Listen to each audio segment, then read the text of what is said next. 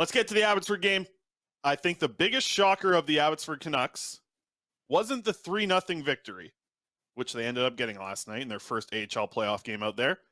To me, it was actually the goaltender who ends up pitching a shutout was not Archer Seelovs. It was Spencer Martin who got the start. He made 21 saves. The Abbotsford Canucks won 3-0. Not like Martin was extremely... he didn't have to deal with a lot against him. There weren't a ton of consistent scoring chances coming back his way, but he was good when he had to be, and he ends up getting the shutout for them. Made Jeremy Colleton's decision look really good with Spencer Martin picking up the 3-0 win and backstopping the Abbotsford Canucks to that way. They went with the veteran. They didn't go with the young guy. They had the option to go with both. Both guys had a serious option. I thought it was going to be Seelovs the way the deployment happened last week and heading into the playoffs. This guy was named their MVP on Saturday. He was named their MVP. And he wasn't in for game one. So that was the biggest shocker to me. But listen, Colleton played his cards right. They end up getting a 3-0 win and a shutout for Martin. I wrote it in the article when I wrote about things you should know about this Abbotsford series. Turns out it was not an arty party, unfortunately, as much as we love a good arty party. It was actually a Marty party. What'd you think? I know you watched this game too, Quads. Good performance, but start with the goaltending there from Spencer Martin. And this is going to surprise a lot of people. I don't think I want to start with the goaltending because I think as soon as you do, it moves to what a defensive performance from the team in front of him, right? Bakersfield obviously only gets off 21 shots last night. Do you think, and I know natural stat trick's not really available for AHL games, but if you were keeping a tab of the amount of high danger chances that Martin faced in that game, you have to think it's pretty low, right?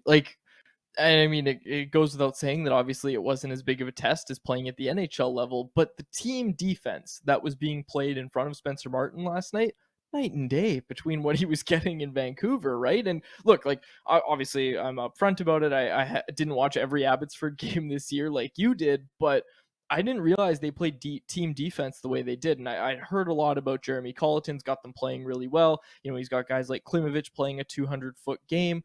I was just watching that game and I was stunned at the defensive structure that we were seeing still. AHL level, I understand AHL hockey.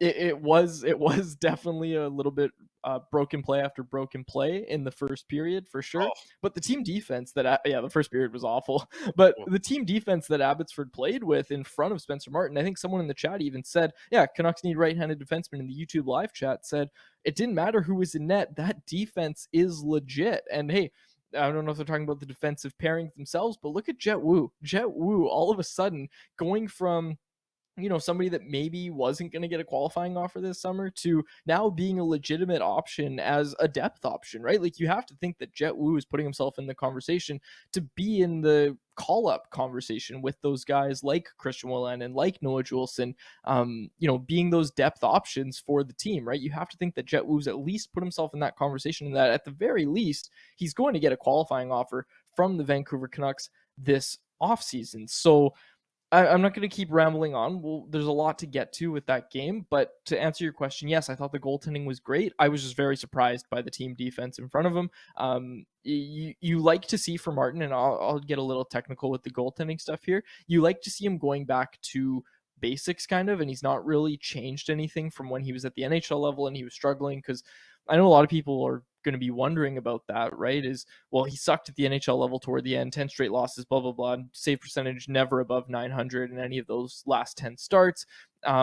He must have made huge changes to his game. And all it came down to was, no, he just needed to get his confidence back. And that's why they sent him down. I've said it so many times on this show before, so apologies to people who are regular listeners. But Spencer Martin, they weren't giving up on Spencer Martin when they sent him down. They were sending him down so that he could rebuild his confidence and, rebuild his game. And all that took was him just getting back to basics and doing, the things that he's done in the past that have made him successful since coming to the Canucks organization and working with Ian Clark. And you saw the movement. You saw a lot of different things from Spencer Martin that you really liked last night, especially the defense in front of him.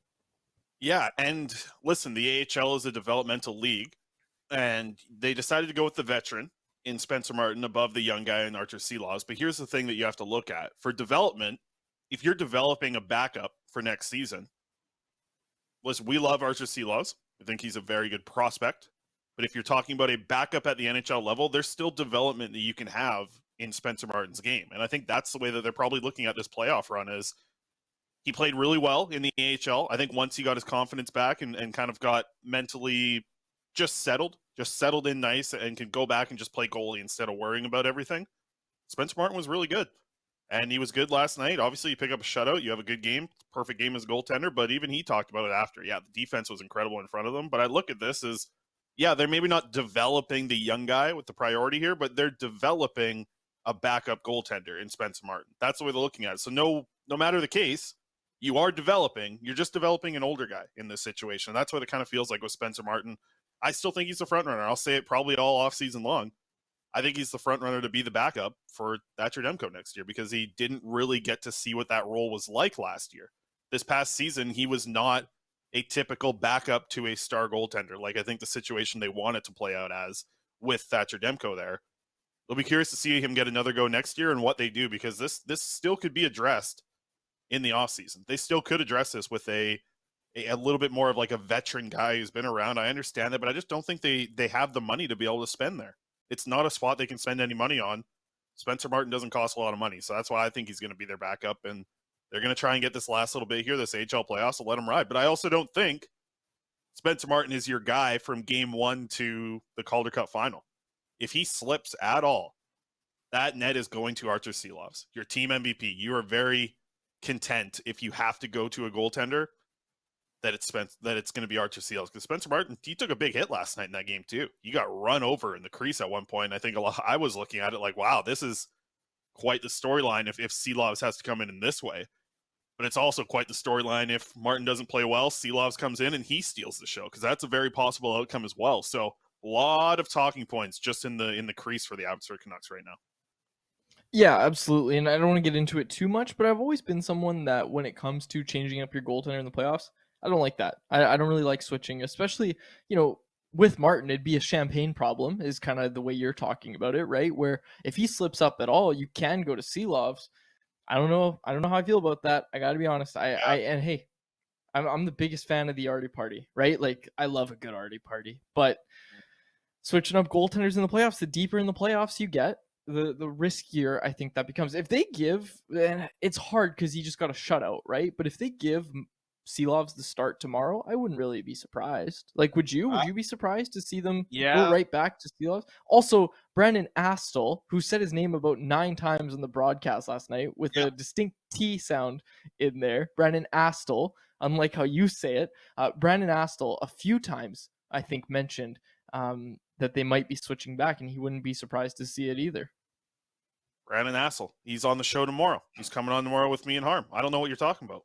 He's does a really good job over there. And I heard was the play-by-play was on 650 last night, I heard. Good for them.